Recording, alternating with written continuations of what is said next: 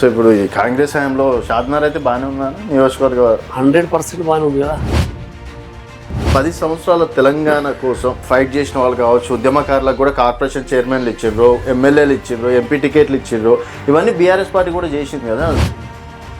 ముందు వరుసలో ఉన్న ఒక మధుసూదనాచారి గారికి, ఒక నాయన నరసింహారెడ్డి గారికి, ఒక నిరంజన్ రెడ్డి గారికి, ఒక లక్ష్మారెడ్డి గారికి, ఒక అంజయ్ యాదవ్ గారికి, ఇలాంటి వాళ్ళకి ఎమ్మెల్యేలు ఇచ్చి కొంతమంది ఉద్యమకారులకు కార్పొరేషన్ చైర్మన్ ఇచ్చినంత మాత్రాలనే టోటల్ 2 సార్లు అధికారంలోకి వచ్చి కనీసం ఉద్యమకాలను మెనిపించినట్లు పాపాన పోలే. ముందే ఆర్థిక పరిస్థితులు అంతంత బాగాలేవు తెలంగాణ అని చెప్పేసి రేవంత్ రెడ్డి గారే చెప్తున్నారు. భూములు అసలే లేవు నా దగ్గర అని చెప్పేసి వారే చెప్తున్నారు. ఇన్ని గానం సమస్యలలో ఇప్పుడు ఉద్యమకారులకి 250 గజాలు స్థలాలు ఇస్తారంటే జనాలు ఏ విధంగా నమ్మాలంటారు? ఎక్కడ మండలం 100 మందికి 50 మంది కాడ 4 ఎకరాలు 5 ఎకరాలు గవర్నమెంట్ తీసుకొని ప్లాట్ చేసేమంటాం. అంతేగాని హైదరాబాద్లో ప్లాట్ షాద్నగర్ లక్షలు మేము ఆడతలేం కదా. ఇప్పుడు కాంగ్రెస్ పార్టీ అధికారంలో ఉంది అంటే కాంగ్రెస్ నాయకులకే మొదటి ప్రిఫరెన్స్ ఇచ్చుకుంటారా? కాంగ్రెస్ నేతలు ఎవరైతే ఆ టైంలో ఉద్యమాలు చేసారో వాళ్ళకేనా, లేకపోతే అన్ని వర్గాల న్యాయం కావాలంటే ఒక కమిటీ ఉంటే దానిలో 10 మంది మెంబర్స్ ఉంటారు. దానికి సంబంధించిన దానికి ఒక గైడ్లైన్స్ ఉంది కాబట్టి ఆ గైడ్లైన్స్ ప్రకారం వస్తుంది. కవిత గారు ఆర్టీసీ కళావేదిక ద్వారా ఉద్యమకారుల కోసం ఫస్ట్ టైం నాకు తెలిసి సభ పెట్టింది అనుకుంటాను మందితోటి. సో ఆ సభ పెట్టడం 5-6 రోజుల్లోనే హైకోర్టు తీర్పు ఇవ్వడం అనేది జరిగింది. ఇది మా విజయం అని జాగృతి నేతలు కూడా ప్రచారం చేసుకున్నారు. 10 సంవత్సరాలు అధికారం అనుభవించారు. మళ్ళీ మా నాయన బావ అన్న చేసిన మొహం సరిపోదు, నేను అలా భాగస్వాములు ఉంటే నా పాపం కడుక్కోనికి వస్తున్నా అని మేము బయటకు వస్తున్నాను. వెల్కమ్ టు తెలంగాణ వెలుగు. నేను మీ రాజు. ప్రస్తుతం మనతో పాటు కాంగ్రెస్ పార్టీ సీనియర్ నాయకులు అలాగే ఉద్యమకారులు మాజీ జెడ్పీటీసీ వెంకట్రామరెడ్డి గారు ఉన్నారు. నమస్తే వెంకట్ గారు. సో మొత్తానికి ఉద్యమకారులకి మొన్న హైకోర్టులో ఒక శుభవార్త అని చెప్పేసి కూడా చెప్పుకోవచ్చు. దాదాపుగా 12 సంవత్సరాలు మనం తెలంగాణ రాష్ట్రాన్ని సాధించుకున్నా కూడా ఉద్యమకారులకు న్యాయం జరగలేదు అనేది మొన్నటి వరకు వినిపించిండ్రు. ఇప్పుడు కాంగ్రెస్ హయాంలో అయినా సరే, అంటే హైకోర్టు తీర్పుతో అయినా సరే రేపు మాపో న్యాయం జరుగుతుందని చెప్పేసి అనుకోవచ్చా?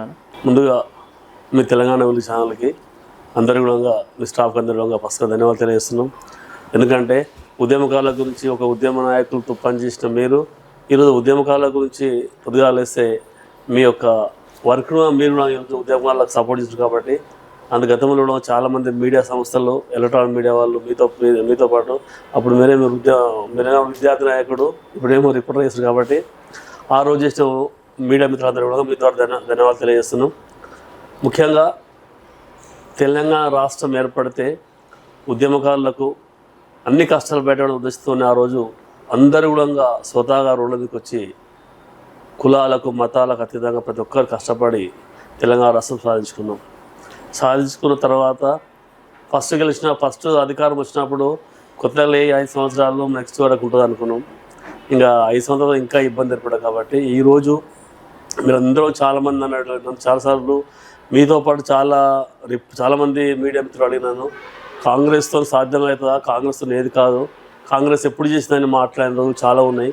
మీ అందరికీ కూడా ఈరోజు నేను ఆ రోజు నుంచి ఇదే చెప్తున్నా. ఖచ్చితంగా ఈరోజు కాంగ్రెస్ పార్టీ అనేది మేనిఫెస్టో పెట్టుకుంది. మేనిఫెస్టో పెట్టిన ప్రభుత్వమే అదే పార్టీ ఈరోజు ప్రజాప్రభుత్వంల ద్వారా అధికారంలో వచ్చింది. కాబట్టి ఉద్యమకారులకు ఈరోజు కొట్లాడడానికి ఒక వేదిక ఇచ్చింది అలా కాంగ్రెస్ పార్టీ అని నేను చాలాసార్లు చెప్పినాను.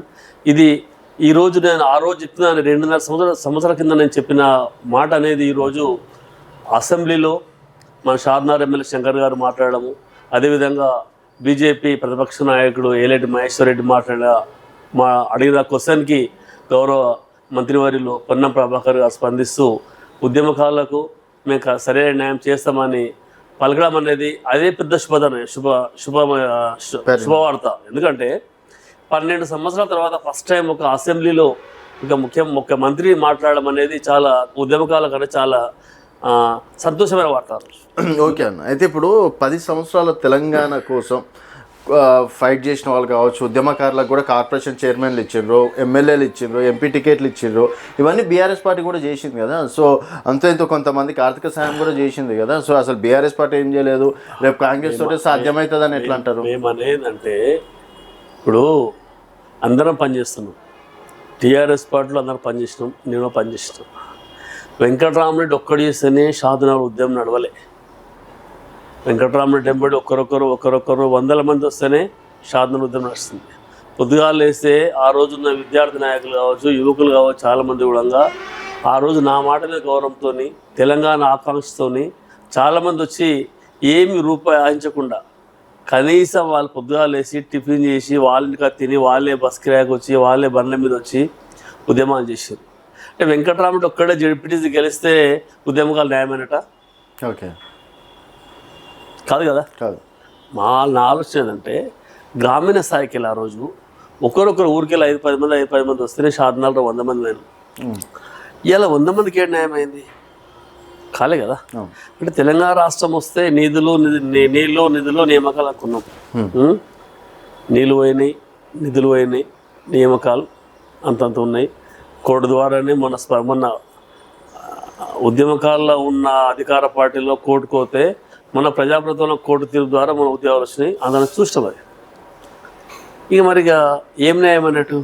ఓకే ముందు వరుసలో నేనేమంటున్నా మరి ఇప్పుడు ప్రత్యేకంగా కాంగ్రెస్ ఏం చేస్తుంది? ఇప్పుడు మీరు సరే అసెంబ్లీలో మాట్లాడే కోర్టు తీర్పు ఇచ్చింది. రాజు గారు ముందు వరుసలో ఉన్న ఒక మధుసూదనాచారి గారికి, ఒక నాయన నరసింహారెడ్డి గారికి, ఒక నిరంజన్ రెడ్డి గారికి, ఒక లక్ష్మారెడ్డి గారికి, ఒక అంజయ్ యాదవ్ గారికి, ఇలాంటి వాళ్ళకి ఎమ్మెల్యేలు ఇచ్చి కొంతమంది ఉద్యమకారులకు కార్పొరేట్ చైర్మన్ ఇచ్చినంత మాత్రాలనే టోటల్ షాద్నగర్ మొత్తం ఇప్పుడు అంజయ్ యాదవ్ ఒక్కడ ఎమ్మెల్యే గెలిస్తేనే షాద్నగర్ మొత్తం ఉద్యమకాలు న్యాయం కాలే కదా. ఓకే ఒక వెంకటరామరెడ్డి జడ్పీటీసీ గెలిచిన మన మండలి మొత్తం ఉద్యమకాలు న్యాయం కాలే కదా. షాద్నగర్ రెడ్డి కూడా దగ్గర న్యాయం కాలే కదా.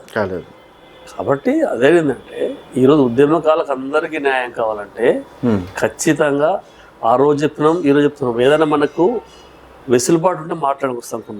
2 సార్లు అధికారంలోకి వచ్చి కనీసం ఉద్యమకాలను మేనిఫెస్టో పాపాన పోలే.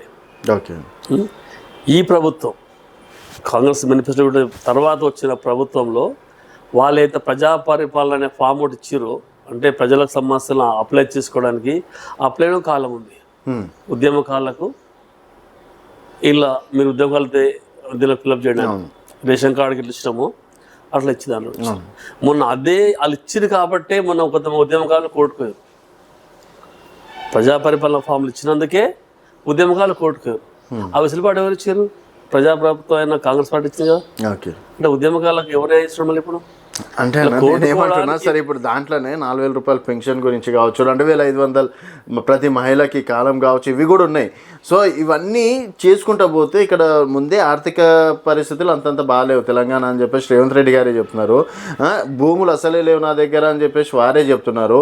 అండ్ గిరిజన దళితులకు కూడా ఇవ్వడానికి నా దగ్గర భూమి లేదు, మీరే ఉన్నతంగా చదువుకోండి, మీరు ఫ్యామిలీని మీరే పోషించుకోండి అని చెప్పేసి మన సేవాలు చేతి సందర్భంగా చెప్పిన మాట. అట్లా నేనేమంటున్నా నాది మొత్తం అయిపోయానండి. సో ఇన్ని గానం సమస్యలలో ఇప్పుడు ఉద్యమకారులకి 250 గజాలు స్థలాలు ఇస్తారంటే జనాలు ఏ విధంగా నమ్మాలంటున్నారు? ఇప్పుడు గౌరవ ముఖ్యమంత్రి గారు ఏమంటున్నారు, మీరు చదువుకొని పైకి రండి, ప్రభుత్వం ఆధారపడి బతకకుండా వాళ్ళకు ఒక గైడ్లైన్స్ ఇస్తున్నాడా. ఉదాహరణ చెప్తున్నారు యూత్కి, యూత్ అందరూ కూడా ఎవరి మీద ఆధారపడుకోండి, ఎవరో పెడతారు ఎవరు వేస్తారు అనకుండా మీరు చదువుకొని పైకి రమ్మంటే చదువుకుంటే ఏదైనా అవుతుంది. చదువులో ఏం చేయలేడు. ఇప్పుడు ఏం చదువులు ఏం చేయాలి? కూలి పని చేసుకోవాలి. అదే చదువుకున్న కంపెనీలో పని చేస్తాడు, జాబ్ చేస్తాడు, నీలాగా రిపోర్టర్ కూడా చేస్తాడు. చదువులు ఒకటి చేస్తాడు. ముఖ్యమంత్రి గారు ప్రతి మీటింగ్లో అది చెప్తున్నాడు. ప్రతి ఉద్యోగస్తుల మీటింగ్లో చదువు ఇంపార్టెంట్ చెప్తున్నాడు. చదువుకే ఇంపార్టెన్స్. కాబట్టి గిరిజనులకైనా ఎస్సీలకైనా ఎవరికైనా పెన్షన్లు ఈ సంస్థలకన్నా ఎక్కువ ఎడ్యుకేషన్ మీద ఇంట్రెస్ట్ పెడుతున్నాడు. అంటే అది ఉంటేనే కదా మన పైన వచ్చేది. అది చెప్పడం జరుగుతుంది. ఇంకోటి మీద ఏంటంటే వీళ్ళకే ఇస్తలేడు మనకేమి అసలు మాట్లాడేది అంతేనా. పరిస్థితి ఏంటంటే ఈ రోజున్న పరిస్థితుల్లో ఉద్యమకాలు పెద్ద గొంతమ్మ కూరలు కోరతలేదు. ఇంకా పత్రం ఏమంటారు, గుర్తింపు ఇచ్చమంటే ఫస్ట్ గుర్తింపుకు ఎక్కువ మంది ప్రయారిటీ ఇస్తారు. గుర్తింపు కావాలండి. ఇలా ఉద్యోగస్తులు ఉన్నారు, ఉద్యమం చేసినారు, వాళ్ళకి ఏం అక్కర్లేదు, గుర్తింపు కార్డు ఇస్తారు. ఎవరికి కావాలి? ఓన్లీ ఆర్టీసీ ఎంప్లాయీస్కి అలా సహకారం చేయాలి. గ్రామీణ స్థాయిలో ఉన్న ఉద్యమకాలకు ఆర్థిక సాయం చేయాలి. డాల్సిన ప్లాట్లు ఇష్టం అని ఇచ్చేది. ఇలా ప్లాట్ ఇవ్వడానికి భూములు లేవనేది ఎక్కడున్నారు? షాద్నగర్లో హైదరాబాద్లో ప్లాట్లు దొరికాయి. మేము హైదరాబాద్లో షాద్నగర్ గుంతమ్మ కూరలు కొడతలేము ప్లాట్లు. మా షాద్నగర్ చుట్టుపక్కల ఏ మండల్లో ఆ మండల్లో, ఎక్కడ మండలం ఆ మండలం 100 మందికి 50 మంది కాడ 4 ఎకరాలు 5 ఎకరాలు గవర్నమెంట్ తీసుకొని ప్లాట్ చేసి ఇవ్వమంటున్నాం. ఓకే. అంతేగాని హైదరాబాద్లో ఫ్లాట్ షాద్నగర్ లక్ష రూపాయలు మేము అడతలేం కదా. అంటే మా ఇక్కడ నుంచి ఒక 4 కిలో 5 కిలో రూపాయలు ఇవ్వడం. ఇప్పుడు షాద్నగర్కి వెళ్ళి 11-15 కిలో వరకు ప్లాట్లు అయినాయి. అడుగు ఇల్లు కడుతున్నాం. మేము కూడా ఏమంటున్నాం అంటే ఈయన పక్కనే ప్లాట్లు అడతలేం కదా. ప్రభుత్వం వెసులుబాటు బట్టి ఇస్తామన్నారు కాబట్టి వాళ్ళ వెసులుబాటు బట్టి వాళ్ళ స్తోమత దాన్ని బట్టి ఇవ్వమంటున్నాం. ఓకే. హైదరాబాద్లో ప్లాట్ ఆడతలేం, షాద్నగర్ ఎడుకోవడం ప్లాట్ ఆడతలేం. అని ఇంకోటి, ఇప్పుడు ఉద్యమాలు అన్నప్పుడు అందరు చేసిండు BJP, BRS, ABVP, PDS, SFI అందరు చేసిండు అన్న. ఇప్పుడు కాంగ్రెస్ పార్టీ అధికారంలో ఉంది అంటే కాంగ్రెస్ నాయకులకే మొదటి ప్రిఫరెన్స్ ఇచ్చుకుంటారా? కాంగ్రెస్ నేతలు ఎవరైతే ఆ టైంలో ఉద్యమాలు చేసినారో వాళ్ళకేనా, లేకపోతే సబండ వర్గాలకు అని చెప్పి అందరికి ఇస్తారు? అందరికి అది ఇట్లా న్యాయం చేస్తారంట. మొత్తము తెలంగాణలో ఉన్న ఉద్యమకారులకు తొలి దశ మొదటి దశ ఉద్యమం, ఇప్పుడు ఉద్యమకాలుగా తొలి దశ ఉద్యమకాలు ఏమంటున్నాం, తొలి దశ మొదటి ఉద్యమకాలకి అన్ని వర్గాలకు న్యాయం కావడం కోసమే మేము కమిటీ ఏమాడుతున్నాం.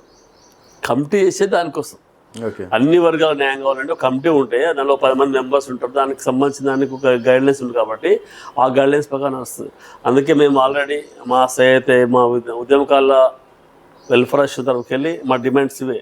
ఇప్పుడు ఎఫ్ఐఆర్ అడుగుతున్నాం, ఎఫ్ఐఆర్లు ఉన్నాయి, కొంతమంది జైలుకు వచ్చారు, కొంతమంది బైండ్ ఓవర్స్ ఉన్నాయి.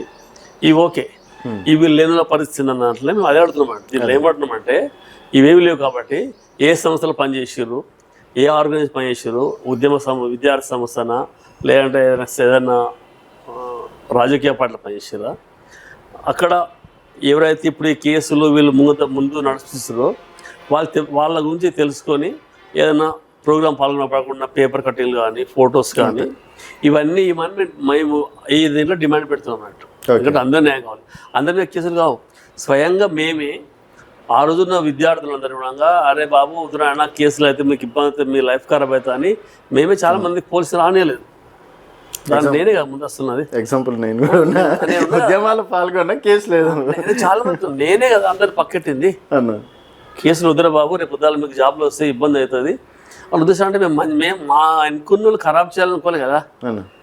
మేము ఎట్లా ఖరాబ్ అయినా మేము మా జీవితం నాశనమని మీరు ఖరాబ్ అవుతుంది పెట్టినాం ఆ రోజు. అంత మాత్రంలోనే నేను అదే చెప్తున్నాను నీకు, ఒక్క వెంకటరామరెడ్డి చేస్తేనే శాతం ఉద్యమం నడవలేదు, అందరు చేస్తే నడిచింది కాబట్టి అందులో గుర్తించడానికి ఈరోజు కమిటీ అడుగుతున్నాం. కమిటీ వేస్తే కరెక్ట్ న్యాయం అవుతుంది. కమిటీ ద్వారానే కరెక్ట్గా అందరికి అన్ని వర్గాలకు న్యాయం అవుతుంది. అందుకే ప్రభుత్వంలో కమిటీ సహకరిస్తుంది కాబట్టి కమిటీ చేస్తే న్యాయం చేస్తాం. సరే, ఇప్పుడు ఒక్క స్టెప్ అన్న ముందడికి వేసింది అనుకోవచ్చాను. దాదాపు 2.5 సంవత్సరాలు అయింది కదా. 2.5 సంవత్సరాలు అదే చెప్తుంది కదా. 2.5 సంవత్సరాలు ఫస్ట్ అసెంబ్లీ మంత్రి గారు ప్రకటించారు. ఓకే, అసెంబ్లీలో అదే కరెక్టే. అసెంబ్లీలో మాట్లాడిన అన్ని నిజాలు కావు. అసెంబ్లీలో మాట్లాడిన మనం రాజకీయ వ్యవస్థ నమ్మకమేది. అసెంబ్లీ నమ్మకం లేకపోతే ఏం నమ్ముతాం? అసెంబ్లీ ఎందుకు అసలే కదా. అసెంబ్లీ నమ్మకం లేకపోతే మొన్న కూడా కోన అంశాల ద్వారా కొంతమంది మన ఉద్యమకాలు కూర్చో సాధారణంగా గౌరవ ముఖ్యమంత్రిగా మాట్లాడి త్వరగా మేము కంప్లీట్ చేస్తామని చెప్పిండు. అలాంటి పేపర్ కటింగ్ అందులో వచ్చింది. దీని ప్రక్రియ నడుస్తుంది. ఓకే, 5 రోజుల్లో కంప్లీట్ చేస్తారు, నడుస్తుంది. సో మొత్తానికి అయితే నమ్మకం అయితే ఉంది. నమ్మకంగా ఖచ్చితంగా అధిక ఉద్యమకారులకు సర్టిఫికెట్స్ ఇవ్వడము 2.5 సంవత్సరాల మళ్ళీ లేకపోతే ఇప్పుడే ఇస్తామా లేట్లా తొందరగా ఇస్తారు. తొందరగా కంప్లీట్ చేసి చేస్తాం. సో ఫస్ట్ టైం పాజిటివ్గా మాట్లాడుతున్నా అంటే మీకు కూడా నమ్మకం వచ్చిందంటారా? నేను ఫస్ట్కి వెళ్ళి ఎవరు నమ్మడం నేను నమ్మిన. మీ ముంగల్ని మేనిఫెస్టోలో పెట్టినా నమ్మిన నేను. ఒకటి మనకు కొట్లాడడానికి ఒక హక్కు మేనిఫెస్టో అంటేనే. ఏ రాజకీయ పార్టీ మేనిఫెస్టో పెట్టినా ఇవాళ ఎందుకు కొట్లాడుతున్నారు, నువ్వు అది ఇవ్వలేదు అంటాడు. ఇవాళ ఒకటి నేను అడుగుతా, మీరు అంటారు కదా ఉద్యమ నాయకులైన ప్రతిపక్ష నాయకులు ఇండ్లు ఏవాడుతున్నారు, 2,500 ఎలా ఆడుతున్నారు, పింఛన్ ఎలా ఆడుతున్నారు, రైతు బంధు అంటారు, యూరియాలు అంటున్నారు. ఏ ఒక్క ఉద్యమాల పేర ఉద్యమ నాయకులతో రాజకీయ పబ్బం గడిపి 10 ఏళ్ళు మంత్రులు చేసి ఇప్పటి వరకు ఏ అన్న మాజీ మంత్రివర్యులు ఎవరైనా ఒక్కరన్నా కానీ ఉద్యమకారుల గురించి నువ్వు మేనిఫెస్టోలో పెట్టినావు కదా రేవంత్ రెడ్డి ఇస్తావని అడిగిన మోకాలు ఉన్నాయాలి లేవు. ఎందుకు లేవు అంటే వాళ్ళు తప్పు చేశారు కాబట్టి ఇలా దాన్ని అడిగిన ముఖం లేదు. అన్ని అడుగుతాం, మేనిఫెస్టో పెట్టి మొత్తం అడుగుతున్నాం. కావాలంటారు, బంగారం ఆడుతుర్రు, ఆయన వస్తాడు బంగారం ఇస్తావా, 1 అంటాడు, స్కూటీ ఇస్తావా అంటాడు. అంటే నీకు భిక్ష పెట్టింది మేమే ఉద్యమకాలం. ఉద్యమకాల ద్వారా నువ్వు మా ఉద్యమకాల భిక్ష ద్వారా నువ్వు మంత్రి అయినావు, ముఖ్యమంత్రి అయినావు, ఎమ్మెల్యే అయినావు. ఏ ఎమ్మెల్యే మాట్లాడు, ఏ మినిస్టర్ మాట్లాడు. అంటే ఉద్యమకారుల అంటే మీకు అంటే మీకు వీళ్ళకి ఎంత ఎంత అంటే ఉద్యమకారుల మీద ఎంత ఎందుకు అడితే అడగల వీళ్ళు ఏమేమో ఇస్తలేవు. ప్రతి ఒక్కరు అడతారు. ఇంకా పేరు చెప్తే బాగాలేడు పెద్ద మనుషులు. రేవంత్ రెడ్డిని ముఖ్యమంత్రి రకరకాల మాట్లాడుతున్నారు. ఇది ఎందుకు మంచిగా అడగవచ్చుగా, అయ్యా రేవంత్ రెడ్డి గారు ముఖ్యమంత్రి గారు మరి మా ఉద్యమకాల మాట ఇష్టం కదా, ఇస్తలేవని మాటలు ఎందుకు రాలేకపోతారు. సరేనా, ఇక్కడ మనం ఇంకో మాట ఏంటంటే మొన్న కవిత గారు ఆర్టీసీ కళావేదిక ద్వారా ఉద్యమకారుల కోసం ఫస్ట్ టైం నాకు తెలిసి సభ పెట్టింది అనుకుంటా అంతమందితోటి. సో ఆ సభ పెట్టడం 5-6 రోజుల్లోనే హైకోర్టు తీర్పు ఇవ్వడం అనేది జరిగింది. ఇది మా విజయం అని జాగృతి నేతలు కూడా ప్రచారం చేసుకున్నారు. సో ఆ విషయంలో సపోర్ట్ చేస్తారా, అప్రిషియేట్ చేస్తారా? 10 సంవత్సరాలు అధికారం అనుభవించారు కవిత మేడం గారు. ఎంపీ చేసింది, ఎమ్మెల్సీ చేసింది. ఎంపీ ఓడిపోతే ఎమ్మెల్సీ చేసుకుంది. ఎంపీ ఓడిపోయినాడు మళ్ళీ ఎందుకంటే ఉద్యమకాలకు ఇవ్వాలని ఎమ్మెల్సీ ఎందుకు అడిగింది? ఈరోజు మళ్ళీ మా నాయన, మా బావ, మా అన్న చేసిన మోహం సరిపోదు, నేను అలా భాగస్వాములు ఉంటే నా పాపం కడుక్కోనికి వస్తున్నా అని మేము బయటకు వస్తున్నాను. అంతే. ఓకే, అంతేనా? ఈ 10 ఏళ్ళ అంటే నేను దానికి ఏం చెప్పలేను. 10 ఏళ్ళ ఒక్కనాడన్నా ఆమె సరే వాళ్ళ నాన్నకంటే భయపడాలి అనుకుందాం, పెద్దల సభలు ఎమ్మెల్సీ ఉన్నావు కదా, అక్కడ అడగవచ్చు కదా. మేనిఫెస్టో పెట్టేప్పుడు మేనిఫెస్టో రాయించవచ్చు కదా. నేను ఇంట్లో ఉన్నావు గాను, బయటలేవు కదా. నీ నడిచిన రాజ్యము నాకు నడవలేదు కాబట్టి నేను బయటకు వచ్చిన. నీది నడవలేదు అనడానికి జనాలు నమ్మాలి కదా. ఓకే, మేము ప్రత్యేక చూసినాం కదా. అదే పాటలు నీతో పాటు వాళ్ళ పనిచేసినాం కదా. మేము పక్క పాటలు పని రాలే ఏళ్ళకు, మేము అదే పాటలు పనిచేసిన వాళ్ళనే ఉన్నాం కదా. నేను నడిచిందా, మీ నాన్న నడిచిందా, మీ బావ నడిచిందా, మీ ఇంకో తమ్ముడు నడిచిందా, అందరూ తెలుసు కదా. మీ నలుగురిలో ఒక నడిచింది. కేటీఆర్కు, హరీష్ రావుకు, సంతోష్ రావుకి, కవిత తెలియకుండా ఆ పార్టీలో ఏం నడిచింది? ఏమో నడిచిందా? ఏం నడవలేదు. ఎవరో డైరెక్ట్ ఇంట్లోకి, ఏ ఎమ్మెల్యే ఏం డైరెక్ట్ ఇంట్లో పోయాడు? వీళ్ళు నలుగురు తప్ప అందరు కూడా పర్మిషన్ పోయినారు కదా ప్రతి ఒక్కరుగా. ఈ నలుగురు డైరెక్ట్ ఇంట్లో పెట్టారు. మరి డైరెక్ట్ ఇంట్లోకి పోయి నువ్వు ఇన్ని రోజులు చేసినావు, అన్నీ చేస్తున్నావు. ఎన్నిసార్లు అన్నింటిలో ఒత్తుకుంటా. ఈరోజు నీకు ఒక ఉద్యమకాల గురించి ఈరోజు నీకు నీ ఇంట్లో అయిన పరిస్థితులు, నీ రాజకీయ ఎదుగుదల కోసం వచ్చేయాల ఉద్యమకాల గురించి మళ్ళీ నేనే సాధించడం అంటే నువ్వు చెప్తే కోరుకోలే కదా ఉద్యమకారులు.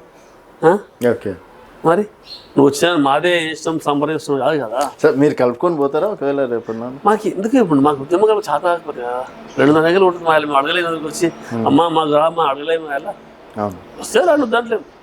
ఓకే, అంతేగాని మేము ఆడుకోసరే మాకు ఎలా మాకు గౌరవ ముఖ్యమంత్రి గారు ప్రతి మీట్లో చెప్తున్నాడు ఉద్యమకాల గురించి, ప్రతి మీట్లో చెప్తున్నాడు. మరి ఇంకేం కావాలి మాకు? మళ్ళీ అందరూ ఎందుకు పర్లేము? ఓకే, అవసరం కదా. మా అవసరాలు మా కథలకు మాకు ఆల్రెడీ ముఖ్యమంత్రి గారు అడిగి ఉన్నారు, మంత్రులు ఉన్నారు, ఎమ్మెల్యేలు ఉన్నారు, ఇంతమంది సపోర్ట్ ఇస్తారు, ప్రతిపక్ష నాయకులు బీజేపీ వాళ్ళు అడిగి ఉన్నారు. కానీ ఇదే ప్రధాన ప్రతిపక్ష పార్టీ ఆడ అడగారు. ఈయన బయటకు వచ్చి నేను ఉద్యమకాలకు అంటారు. ఎట్లా మాయలేడు మరి. ఓకే, సో మొత్తానికన్నా షాద్నగర్లో చూసుకున్నట్టయితే మొన్న మున్సిపల్ కూడా కైవసం చేసుకోవడం అనేది జరిగింది. అండ్ కాంగ్రెస్ అంటే డెఫినెట్గా షాద్నగర్ వరకు అయితే బాగానే ఉంది అనుకోవచ్చు. బాగుంటుంది కదా మా చైర్మన్ అనేది. అంటే వీళ్ళు కూడా 11 స్థానాలు గెలిచింది కదా. నాటే జోక్ మేము అదేమంటలేము. ఇప్పుడు ప్రజాక్షేత్రంలో ప్రజలు నచ్చినట్టు కొట్టేస్తారు. స్థానిక సంస్థలు కాబట్టి అక్కడ వ్యక్తులను బట్టి వస్తాయి. రాజకీయంగా పార్టీకి ఎంత సపోర్ట్ ఇస్తుందో వ్యక్తి అంతా పనిచేస్తారు అక్కడ. ఇంకోటి ఏంటంటే 15తోనే గెలిచారు కదా అనేవాడు అదే చెప్పానంటే, పోయిన 5 ఏళ్ళ కిందట ఇదే మున్సిపల్లో కాంగ్రెస్ గెలిచిన 2 సీట్లు. అందులోకెళ్ళి వ్యక్తి మళ్ళీ అందులోకి వెళ్ళిపోయాడు, పార్టీ మారాడు. ఒక్కటే ఎమ్మెల్యే, ఒక్కటే కౌన్సిలర్ ఉంది. ఉన్న గెలిచిన ఒక పార్టీకి వెళ్ళి మారిపోయి ఉన్న ఒకటే కౌన్సిలర్ కదా. 2 కౌన్సిలర్తో ఉన్న కాంగ్రెస్ పార్టీ ఇలా 15 మంది గెలిచి చైర్మన్ అయినాం కదా. అంటే వర్త్ ఉన్నట్టే కదా. అంటే అధికారంలో ఉన్నారు కాబట్టి. నేను రాజు గారు, నేను మీకు ఫస్ట్ నాడు మీకు ఫోన్ చేసి చెప్పిన, రాజు మాకు ఖచ్చితంగా 15 నుంచి 10 నిమిషాలు చెప్పండి. చెప్పు. చైర్మన్ ఖచ్చితంగా వస్తాయని చెప్పాను. చైర్మన్ అయితే వస్తుంది. ఖచ్చితంగా చెప్పాను చైర్మన్ గారు. ఇవాళ చెప్తాను నీకు ఎలక్షన్ స్టార్ట్ చెప్పిన చాలా మంది ఇప్పుడు మాట నేను అదే టైంలో చెప్పిన టీఆర్ఎస్ కేడు నుంచి పాస్ చెప్పిన అవును చెప్పలే చెప్పు. అంటే ఒక సిస్టమ్ అంటే 10 ఏళ్ళ క్యాటర్ ఉంది అక్కడ. ఓకే. మన కష్టం మా పరిస్థితి అన్నట్టు అట్లా. సో ఇప్పుడు షాద్నగర్ కూడా బోని కొట్టింది అండ్ 4-5 చోట్ల కూడా మంచి కాంపిటీషన్ ఇచ్చింది. సో నెక్స్ట్ షాద్నగర్లో కూడా భారతీయ జనతా పార్టీకి ఎంట్రీ ఉందనుకోవచ్చా? ఇంకా దానికి చెప్పలేము. ఎట్లాంటివి మనము పార్టీ గురించి మాట్లాడి చెప్పలేం కదా. దానికి బీజేపీ భారతీయ జనతా పార్టీ పోటీ కొడుతుందా కొట్టదా అన్నారు మనం చెప్పలేం కదా. ఓకే. ఇప్పుడు స్థానిక సంస్థలకు దానికి తేడా వస్తాయి పరిస్థితులు, దాని మనం చెప్పలేం కదా. సో ఇప్పుడు ఈ కాంగ్రెస్ హయాంలో షాద్నగర్ అయితే బాగానే ఉందా నియోజకవర్గ? 100% బాగానే ఉంది కదా. ఏం నీకు ఏ పొల్యూషన్ కోతే ఎవడదు అంటుండే, ఏ ఎంఆర్ఎఫ్స్ కోతే ఎవరు ఆపుతున్నారు, ఏ ఆర్డీఎఫ్ వచ్చిన ఎవరు తిక్కడేం లేదు కదా. ఏం పంచాలు ఏం లేవు కదా. అంటే ఇంతకుముందు ఏమైనా ఉండేనా ఇట్లా పొల్యూషన్ కంప్లీట్ 24 hours కేజీ అవసరం లేదు కదా. ఇంతకుముందు ఏమైనా ఉండేనా? ఇంతకుముందే కదా కంప్లీట్ చెప్పితే 24 hours కంప్లీట్ ఇస్తే 24 kg ఖచ్చితంగా. ఓకే. ఇప్పుడు లేదు కదా. నేను ఏమిటి ఖచ్చితంగా వివరణ ఇవ్వాల్సింది 24 hours ఖచ్చితంగా. ఇప్పుడు సిస్టమ్ లేదు కదా. సో అప్పుడు పాలనకి ఇప్పుడు పాలనకి అయితే తేడా ఉంది. ఏముంటుందంటే జనాలకు అర్థమవుతుంది. నేను చెప్పాల్సిన నేను చెప్తే అంటే ఏదో గొప్ప చెప్పడం కానీ మీరు పబ్లిక్ కనుక్కోండి సార్. అరే పబ్లిక్ ఫ్రీగా ఉన్నారా అప్పుడు ఫ్రీగా ఉన్నారా తెలుసు కదా. వ్యాపారస్తులు అడగండి, మామూలు జనాలు అడగండి, లేదు ప్రతిపక్ష నాయకులు అడగండి మామూలు కన్నా. అరే బాబు మీకు అప్పుడు ఉందా ఇప్పుడు బాగుందా అని. ఓకేనా. సో ఫైనల్గా అయితే ఉద్యమకారులకు అయితే న్యాయం జరుగుతుంది అని చెప్పి 100% తెలంగాణ రాష్ట్రంలో గౌరవ ముఖ్యమంత్రి గారు రేవంత్ రెడ్డి సమక్షంలో ఆయన పెట్టిన మేనిఫెస్టో, ఆయనే ముఖ్యమంత్రి కాబట్టి ఖచ్చితంగా ఉద్యమ కమిటీ చేస్తారు. కమిటీ చేసి కమిటీ ద్వారా ఉద్యమకారులకు 100% అంటే ఎవరు 100% చేయలేం కాబట్టి మేము ఎవరు మర్చిపోవచ్చు ఏమైనా కావచ్చు. 100% ఉద్యమకారులకు న్యాయం చేస్తాం. ఇది ఈ ప్రభుత్వంలో సాధ్యమవుతుంది, సాధిస్తామని ఆశ ఉంది. ఖచ్చితంగా సాధిస్తాం. కానీ ఎలాంటి ఇబ్బంది లేదు.